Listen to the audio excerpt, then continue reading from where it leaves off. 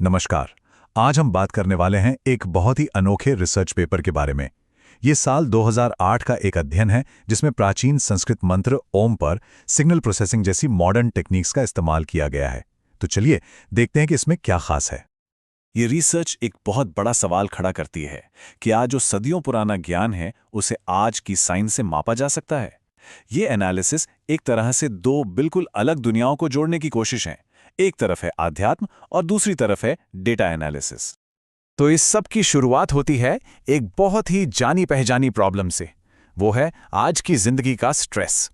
और ये research paper इसी स्ट्रेस को ध्यान में रखते हुए एक प्राचीन प्रैक्टिस की पड़ताल करता है, ये देखने के लिए कि क्या साइंस इसके असर को समझ सकता है। रिसर्चर्स ने अपने पेपर की शुरुआत इसी कोट से की है और ये बात आज भी कितनी सही लगती है ना, कि आज की भागदौड़ भरी दुनिया में हमारा ध्यान और हमारी एकाग्रता मानो कहीं खो सी गई है। इससे साफ होता है कि इस रिसर्च के पीछे की वजह एक ऐसी प्रॉब्लम है जिसे हम सब महसूस करते हैं। तो सवाल उठता है कि आखिर ये मंत्र होता क्या है। देखिए, इस पेपर के सोर्सेस के हिसाब से ये सिर्फ कोई शब्द नहीं है, बल्कि एक टूल है, एक औजार। एक ऐसा औजार जिसे मन को शांत करने और उसे दुनिया के भटकावों से दूर करने के लिए बनाया गया है। अब यहाँ बात थोड़ी और दिलचस्प हो जाती है। ओम के जाप से जुड़े जो पारंपरिक दावे हैं वो सिर्फ मन की शांति तक ही सीमित नहीं है। ऐसा माना जाता है कि इसका असर शरीर और आवाज पर भी पड़ता है, जैसे आवाज का मीठा हो जाना या चेहरे पर एक अलग ही चमक आना। तो जाहिर है इन्हीं दावों ने रिसर्चर्स को ये सोचने पर मजबूर किया कि क्या इन्हें साइंटिफिक तरीके से मापा भी जा सकता है। तो अब असली चैलेंज सामने था। ये जो आध्यात्मिक असर हैं, इन्हें क्वांटिफाइबल डेटा यानी ऐसे नंबर्स में कैसे बदला जाए जिन्हें मापा जा सके। और यहीं पर साइंस और इंजीनियरिंग की एंट्री होती है। इस पूरी स्टडी का जो आधार है वो एक बहुत ही सिंपल आइडिया है कि हमारी आवाज सिर्फ शब्द नहीं बोलती, वो हमारे अंदर की हालत, हमारी मेंटल और इमोशनल स्टेट के बारे में भी बहुत कुछ बताती है। सोचिए, जब कोई घबराया हुआ होता है या बहुत कॉन्फिडेंट होता है या तनाव में होता है, तो क्या उसकी आवाज में फर्क नहीं आता? बिल्कुल आता है। ये सब हमारी आवाज के सिग्नल में छिपा होता है। पर इंसान की आवाज़ को एनालाइज करना इतना आसान भी नहीं है। जो पुराने तरीके हैं जैसे कि फूरियर ट्रांसफॉर्म, वो किसी एक स्थिर म्यूजिकल नोट के लिए तो ठीक काम करते हैं, लेकिन इंसानी आवाज़ वो तो हर पल बदलती रहती है। टेक्निकली इसे नॉन स्टेशनरी कहते हैं, मतलब इसकी पिच, इसकी इंटेंसिटी, सब कुछ लगातार बदलता रहता है और इसी वजह से इसका एनालिसिस बहुत मुश्किल हो जाता है। तो इस मुश्किल से निपटने के लिए रिसर्चर्स को एक ऐसे टूल की जरूरत थी जो सिर्फ ये ना बताए कि आवाज में क्या है, बल्कि ये भी बताए कि वो कब है। और वो सॉल्यूशन था वेवलेट ट्रांसफॉर्म। ये एक एडवांस्ड मैथमेटिकल टेक्निक है जो इस स्टडी के बिल्कुल सेंटर में है, और इसी ने उन्हें एक लगातार बदलते सिग्नल जैसे कि इंसान की आवाज को एनालाइज करने की पावर दी।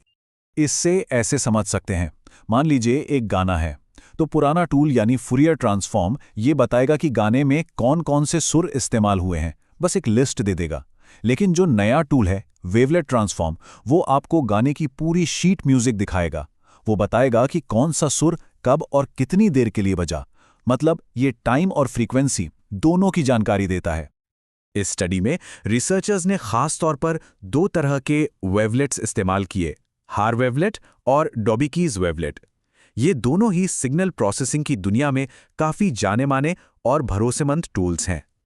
तो ठीक है, इस एडवांस टेक्निक को इस्तेमाल करके उन्हें मिला क्या? चलिए अब सीधे इस एनालिसिस के नतीजों पर आते हैं। इनका तरीका बहुत सीधा साधा था। इन्होंने क्या किया कि प्रैक्टिस शुरू करने से पहले एक व्यक्ति की ओम की रिकॉर्डिंग ली, फिर उसे कुछ दिन या हफ्ते प्रैक्टिस करने को कहा, और फिर प्रैक्टिस के बाद दोबारा रिकॉर्डिंग की। बस फिर इन दोनों रिकॉर्डिंग्स की तुलना की गई, ये देखने के लिए कि क्या सिग्नल में कोई मापने लायक बदलाव आया है। तो जो पहली रिकॉर्डिंग थी, यानी प्रैक्टिस से पहले वाली, उसके एनालिसिस में दिखा कि साउंड का वेवफॉर्म काफ़ी इर्रेगुलर था, बहुत उतार चढ़ाव थे उसमें। ऐसा लग रहा था जैसे कोई अस्थिर या अनट्रेन्ड कोशिश हो। लेकिन कुछ हफ्तों की प्रैक्टिस के बाद जो दूसरी रिकॉर्डिंग ली गई, उसके नतीजे एकदम अलग थे, कमाल के थे। वो सिग्नल बहुत ज़्यादा स्टेबल और रेगुलर था। उतार चढ़ाव लगभग खत्म हो गए थे और वेवफॉर्म में एक क्लियर पैटर्न दिख रहा था। और ये एक बहुत बहुत बड़ी फाइंडिंग थी। रिसर्चर्स ने अपने सबसे जरूरी नतीजे को सीधे सीधे कहा है कि लगातार जप करने से मंत्र के सिग्नल की फ्रीक्वेंसी में स्थिरता आ जाती है। ये डेटा से मिला सीधा सबूत था। तो एक स्टेबल साउंड सिग्नल, इसका असली मतलब क्या है? रिसर्चर्स ने इस साइंटिफिक फाइंडिंग को इंटरप्रेट कैसे किया? और यही इस पूरे एनालिसिस का निचोड़ है। उनका कहना था कि आवाज की ये स्थिरता असल में मन की स्थिरता का आईना है। मतलब जैसे जैसे मन शांत और फोकस्ड होता गया, वैसे वैसे उससे निकलने वाली आवाज भी ज्यादा स्टेबल और रेगुलर होती गई। तो आखिर में ये स्टडी साइंटिफिक तरीके से वही बात कह रही है जो योगी शायद सदियों से कहते आ रहे हैं कि मन की ये स्थिरता स्ट्रेस को कम करती है, शांति लाती है और कंसंट्रेशन को बेहतर बनाती है। ये सारे वही फायदे हैं जो हमेशा से ओम के जाप से जोड़े जाते रहे हैं। ये एनालिसिस हमें एक बड़े सवाल के साथ छोड़ जाता है।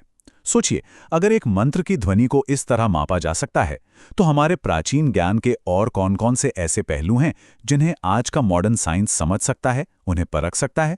ये एक ऐसा फील्ड है जहां अभी बहुत कुछ खोजा जाना बाकी है।